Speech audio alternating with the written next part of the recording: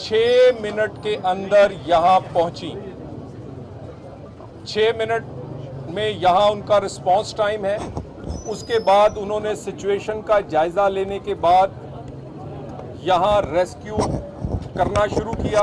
19 अफराद को, जिनमें से 7 बच्चे, 10 माएँ और 2 मर्द हजरात को रेस्क्यू किया।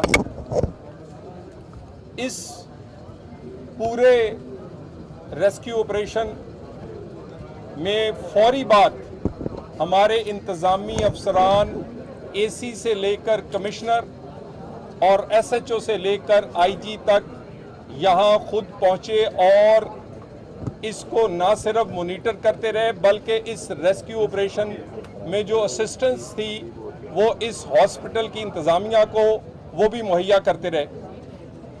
अभी जो 14 बच्चों का अंदोनाक एक हलाकत हुई है, उसमें तमाम 14 बच्चों के जो बॉडीज़ हैं वो लवाहिकीन के हवाले कर दी गई हैं।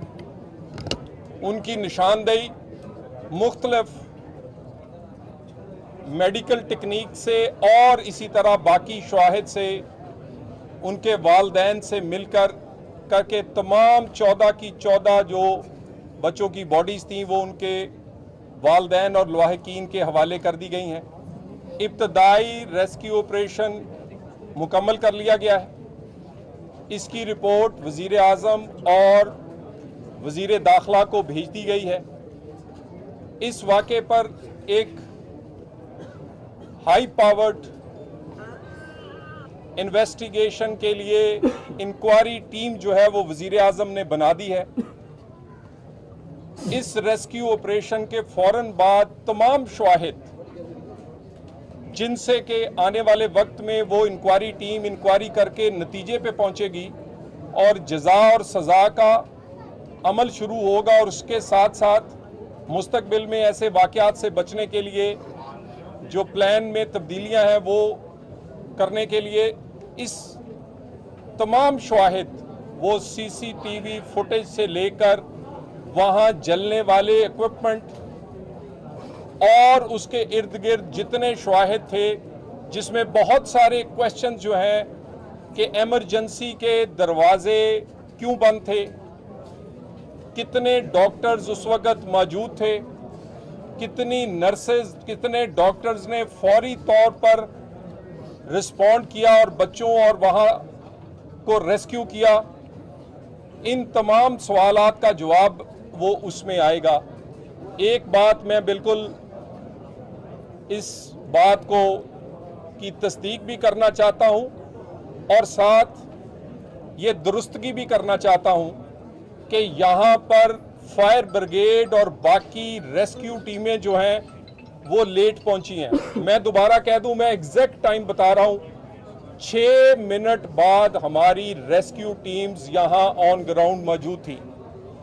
उसके चंद मिनट बाद एसी और फिर उसके बाद कमिश्नर, आईजी खुद यहाँ मौजूद थे। लेकिन जिन लोगों ने रेस्क्यू किया है, जिसमें फायर ब्रिगेड है, जिसमें हमारी एम्बुलेंसेज हैं, जिसमें बाकी तमाम इंतज़ामिया है, हमें इतला होने के बाद, क्योंकि इतला जो है वो इस हॉस्पिटल से या किसी लवाहिकीन में से या हॉस्पिटल ने करनी थी, कंट्रोल रूम में कॉल पहुंचने के बाद 6 मिनट में यहाँ टीमें पहुंची हैं। बेहतरीन रेस्क्यू ऑपरेशंस जो कि जितने इक्विपमेंट और इंसानी टेक्निक्स और एक्सपीरियंस से की गई हैं, इसी वजह से 19 लोगों को बर वक़्त वहाँ से रेस्क्यू किया गया, जिसमें 7 बच्चे भी शामिल हैं। बाकी इस अमल का अलल सुबह से, क्योंकि ईद मिलादुन नबी थी, हमारी इंतज़ामिया ऑलरेडी इसके बहुत सारे जुलूस और बहुत सारे इंतज़ामात के लिए पहले ही मौजूद थी। उसमें फौरी तौर पर ना सिर्फ वो पहुंचे, वज़ीर दाखिला खुद इसको मॉनिटर करते रहे और उसके बाद वज़ीर आज़म ने लम्हा ब लम्हा इसकी रिपोर्ट मांगी है। वज़ीर आज़म पाकिस्तान ने इस पर एक डिटेल अभी मीटिंग की है। उस मीटिंग के बाद उन्होंने ये इंक्वायरी टीम भी बनाई है, कुछ लोगों को हटाया है, और बाकी जो जितनी भी चीज़ें हैं वो इस इंक्वायरी यकीनन वज़ीर आज़म को जब बाकी डिटेल इंक्वायरी रिपोर्ट पहुंचेगी तो इस पे एक्शन होगा। इतना अच्छा अगर चौधरी साहब ऑपरेशन था तो उसके बाद 15 में से 14 बच्चों की डेथ हो जाना और उसके बाद वही उनके लवाकिन कह रहे हैं कि हम कॉल करते रहे, सामने तमाशा देखते रहे, लेकिन कोई रेस्क्यू ऑपरेशन जो लवाकिन के कहने के मुताबिक 15 बच्चों में।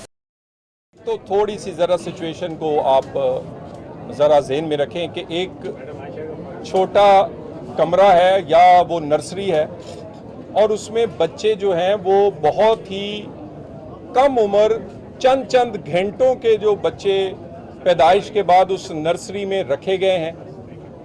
वहाँ इब्तदाई जो मुझे मालूमात जो मैंने शवाहिद देखे हैं, डॉक्टर भी था वहाँ पर, नर्सेज भी थी। रेस्क्यू का जो हमने एक मिनट के कितने बजे इतला मिली और उसकी तस्दीक मैं कोई इस तरह नहीं कर रहा कि किसी ने कहा है तो मैं कह रहा हूँ, उसकी फुटेज, उसकी जियो फेंसिंग, उनकी लोकेशंस और इंक्लूडिंग सीसीटीवी फुटेज के किस गेट से कितने बजे वहाँ 11, 22 या वहाँ से फायर ब्रिगेड की गाड़ियाँ या इंतज़ामी अफसरान आए हैं, एक चीज़ रखी गई है। इस वाक़े का, अफसोसनाक वाक़े को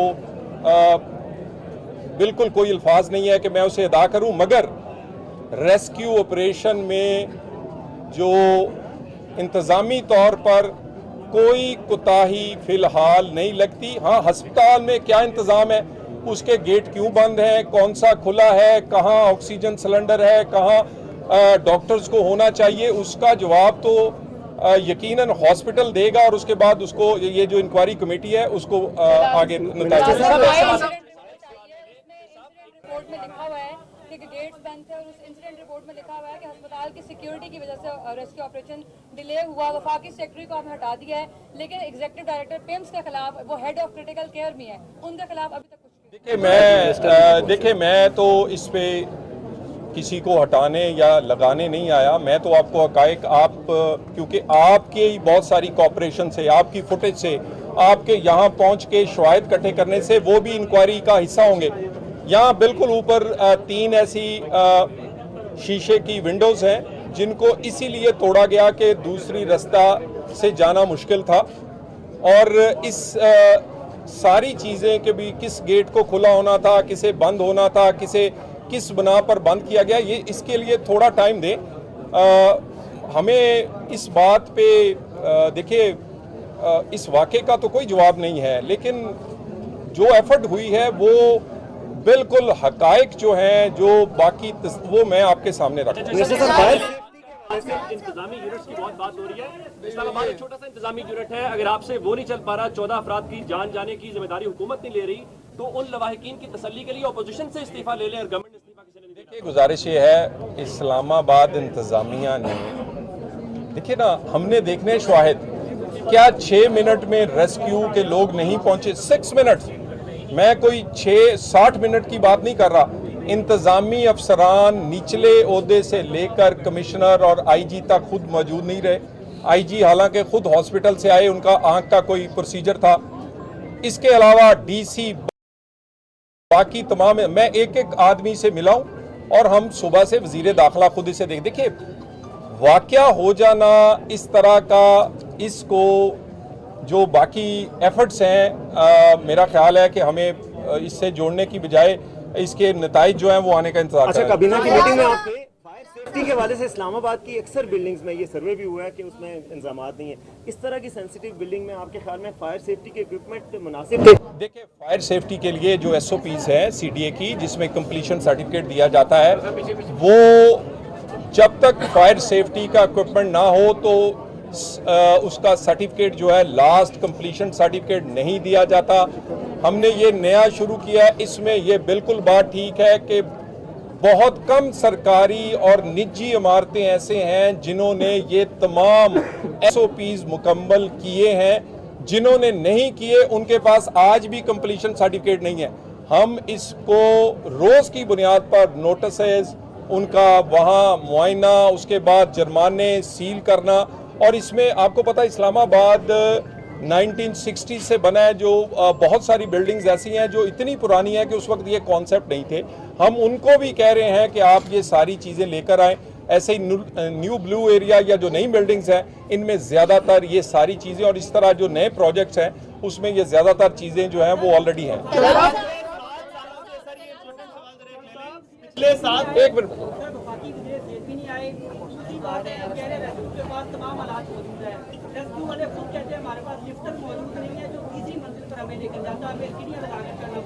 क्या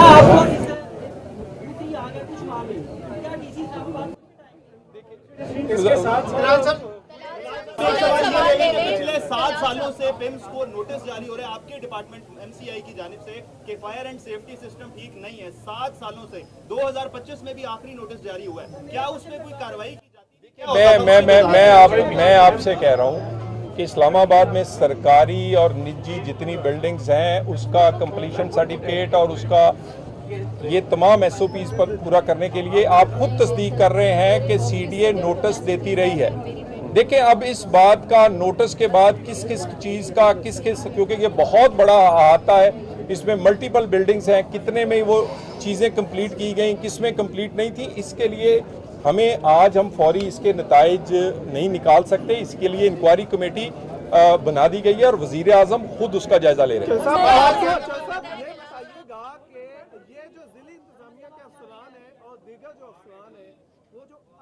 एक्टिव हुए, आपको नहीं लगता कि अगर ये पहले एक्टिव होते, अपने ठंडे कमरों से निकलते तो शायद ये हादसा ना होता?